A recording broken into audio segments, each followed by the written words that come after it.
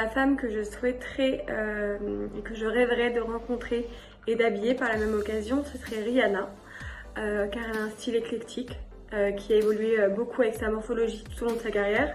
En fait, on l'a vu passer de femme-enfant à femme. Elle est fière de son corps et je pense que de ses formes. Et je pense que c'est vraiment la femme qui correspond à mes critères de beauté en règle générale. Et je suis sûre de pouvoir m'amuser parce qu'elle a un goût très très prononcé pour la mode et ce serait vraiment un véritable challenge pour moi.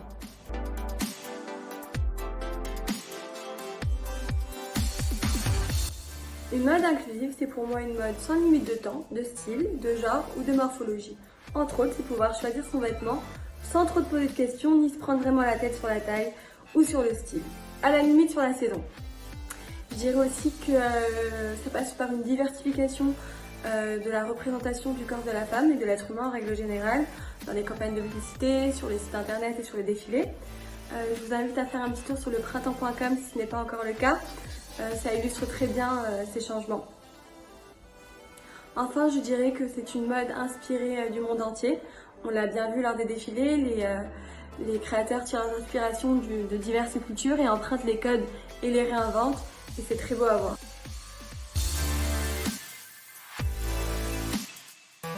La mode a toujours été très élitiste. Elle a été dictée par les codes de beauté et les normes de notre société. Les styles jugés marginaux n'étaient pas mis en avant. Et on se rend compte que c'était souvent les stéréotypes de femmes et d'hommes à la taille zéro qui étaient représentés. Je pense qu'à grâce à l'ère du digital, les créateurs s'ouvrent et prennent de plus en plus conscience du monde qui les entoure. On assiste d'ailleurs à un changement de la morphologie des tailles des mannequins, notamment avec l'apparition de lignes grande taille et des mannequins grande taille sur les Fashion Week, des personnes en situation de handicap dans les campagnes de publicité. Je pense qu'il y a vraiment encore beaucoup de choses à faire. Je suis sûre que la mode inclusive n'en est qu'à ses prémices, mais ça fait du bien de voir les choses changer et évoluer. Par exemple, moi, de mon travail en tant que personal styliste pour le printemps.com, je suis amenée à conseiller les personnes sur le type de vêtements qu'elles souhaitent porter.